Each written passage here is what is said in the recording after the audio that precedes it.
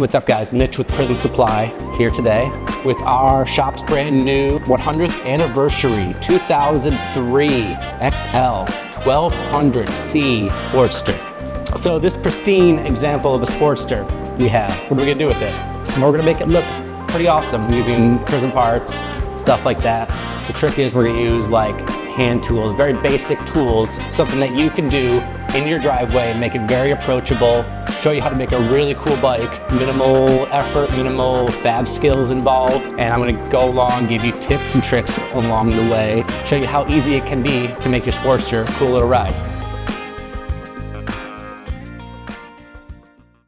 Hi guys, Mitch with Prism Supply here, back with part 3 of our Pimp My Sporty build. Where we are sitting right now is we've done seat, tank, handlebars, wire cleanup. She's looking real good. If you haven't seen those videos, go back, watch them, come back, get caught up, all that stuff. Today, we're going to tackle the front end. We've got some miscellaneous parts and the foot clutch. So let's just get started. First things first, glaring at me are these reflectors. They gotta come off. So we'll pull them off, look and see what kind of goo is left, and then work and try to get some of that goo off. They're kind of popping off really nice, John. These are just stuck on there with some double-sided tape, so they're pretty easy to remove. Just be careful when you're using a blade on the aluminum because it will scratch the aluminum. Oh, not as good as the other side.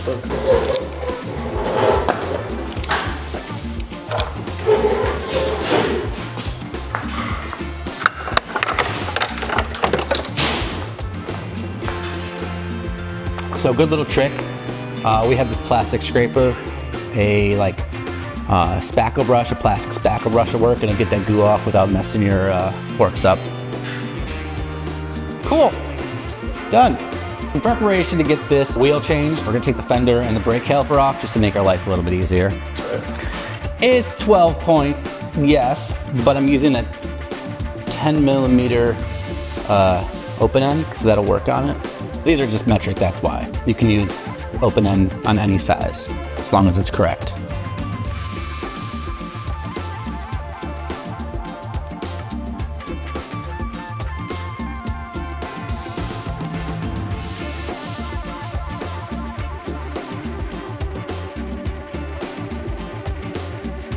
Now that everything's clear, I'm gonna work on getting the axle out, and then we'll lift the front end and remove the whole wheel. So the Sportster axle, first step is to get rid of this pinch bolt on the right-hand side. And that pinches the axle so it doesn't move anywhere. Now that that is out, we're gonna remove the nut on the left-hand side. So there's a hole in the axle, like that. It's so that you can hold the axle still and put torque on it and won't spin on this side. Okay. Now I am going to lift up the front of the bike so to take some pressure off the axle. Probably a good idea to put the bike in gear. These axles can sometimes be tricky to get out. This little divot here is made for a screwdriver so you don't mess up your threads with anything else. So if you want to give it a little tap, it'll go in, and then you can't tap it anymore. So you put your screwdriver in there and give it a tap, and it'll pop your axle right out. Make sure you don't lose track of your spacer setup when you take everything apart. This one only has a spacer on one side, so we're going to keep it on the left-hand side. Ooh. It's got a little spacer on the right-hand side. That's different. Okay, now the wheel is free. So you're in your driveway and you want new tires. Do not drive your bike to the tire shop. Take your tires off and bring the wheels to them. You will save yourself so much money. Biggest pro tip I can give.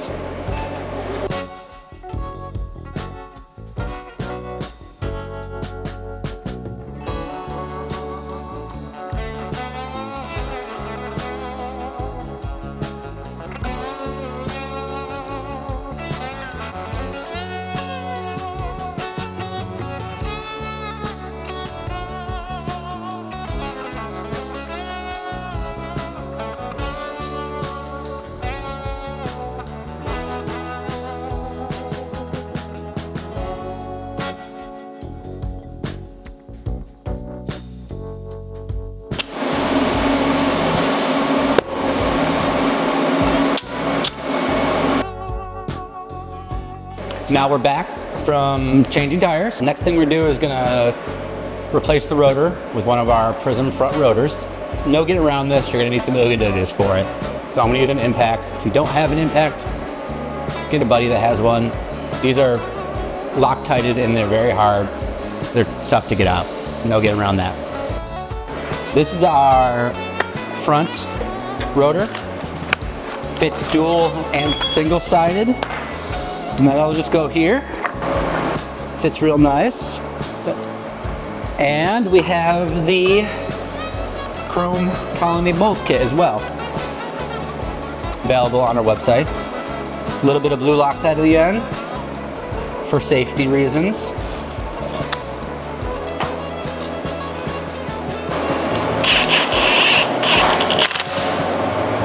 Just like a car, tighten in a star pattern.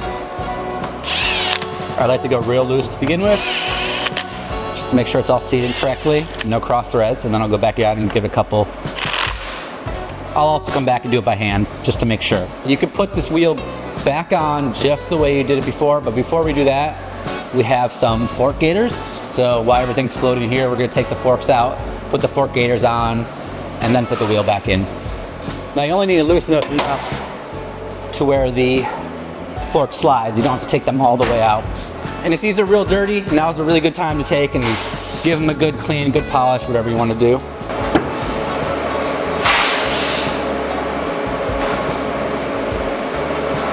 That was easy. Now I got them kind of snug. I'm gonna wet the wheels back in and give them another good snug so the bike's a little more stable.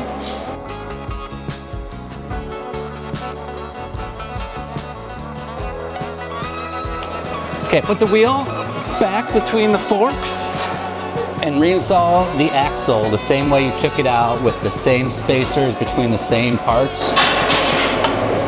Washers in the same stack they were. And then tighten it down. Make sure it all spins nice. No friction anywhere. Set it back down. And then reinstall your pinch bolt. Now that the bike's a little more stable, I'm gonna go back and tighten these up again. And last, we're gonna reinstall the brakes.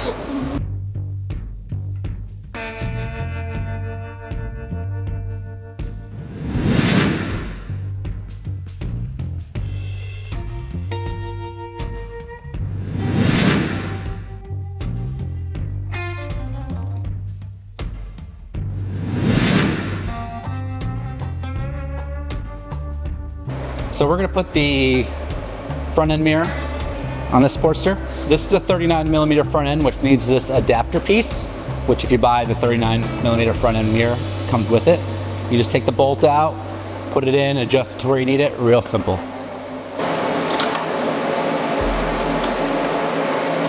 What I like to do is take the mirror off completely first. So you're just working with the arm. Thread the arm in, pretty much as far as you can get it. To the air, and use the lock nut to lock it in place. Then you put the mirror on. Again, this is going to take some sitting on the bike, figuring out where's a good spot for you. I'll readjust it again once we get it onto the ground and can make sure it doesn't hit this nice, never used tank.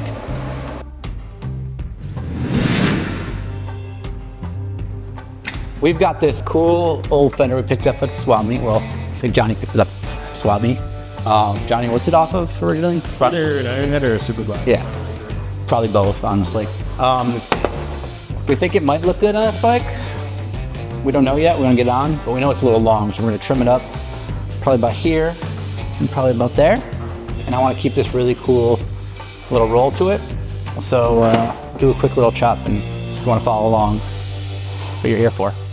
So let's cut it about halfway. Call that about halfway there. Now you can just go cut it with an angle grinder and then shape it off after. You can, a million ways to do it. Bandsaw, handheld bandsaw.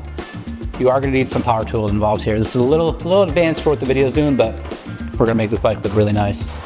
I think I'm just gonna go ahead and use bandsaw, handheld bandsaw, chop it off, and then we'll trace it and contour it nice with a cut-off wheel. Right now I'm just gonna trim to length. I'm not really worried about straight, so I'm gonna come in a little bit from where I drew the line. I'm just gonna make it shorter and easier to cut for myself. In order to get this nice shape onto this fender, I'm gonna make a little template for myself.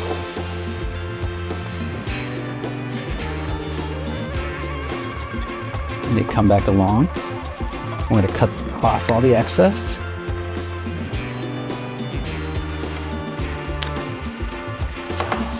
Now we're gonna have a nice proper template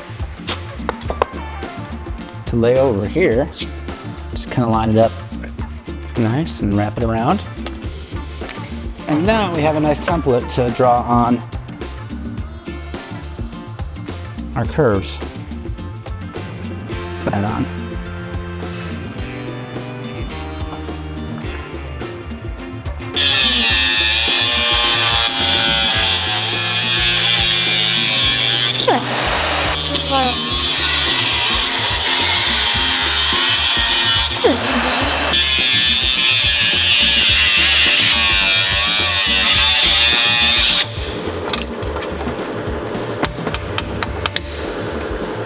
I'm gonna go little sanding disc and just clean everything up nice.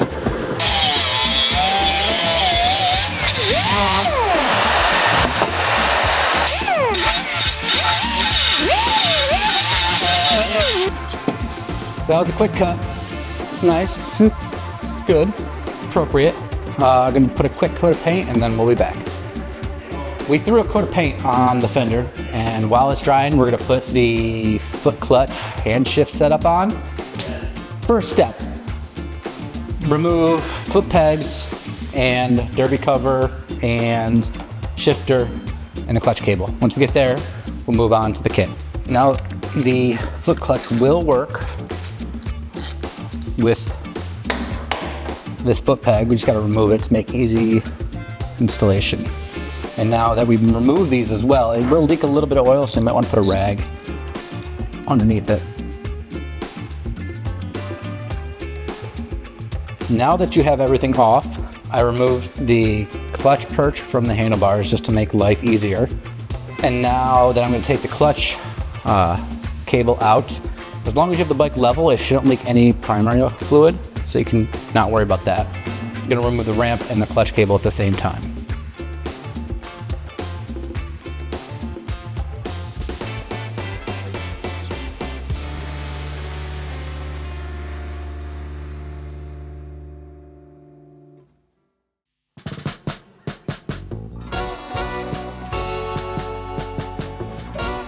Full disclosure, this kit has been on this bike for the last 3 weeks and we've all been ripping it at the shop. It's been a lot of fun.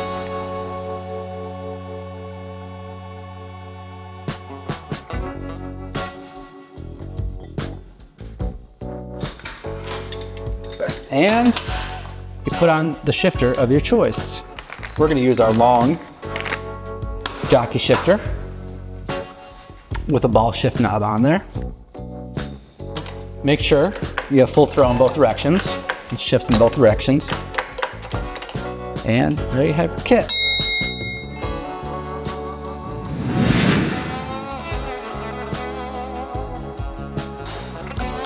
We are still waiting for the paint to dry a little bit, so we're gonna put on some really hard parts.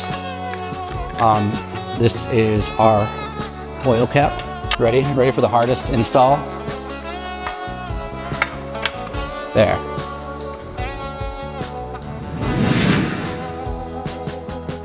These factory ignition covers are riveted on, so in order to get them off and replace it with one of our ignition covers, we're gonna have to drill out the rivets. I'm gonna show you how to do that.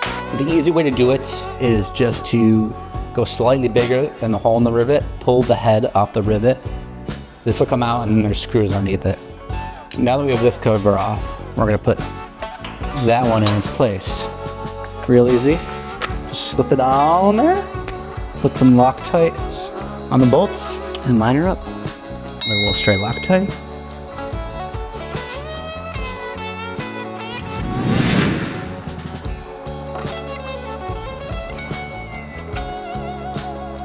Acceptable. I'm not a painter. It'll match the tank. Looks like it's been sitting around for 40 years. Thank you, Woody. Woody's a neat guy.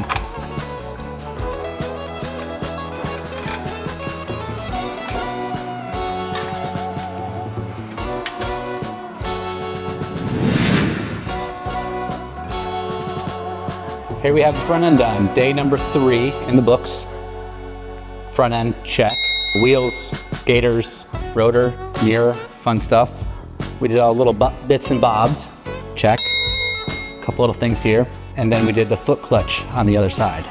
Check. And we've got one more day hopefully to do, and that'll be this back end here.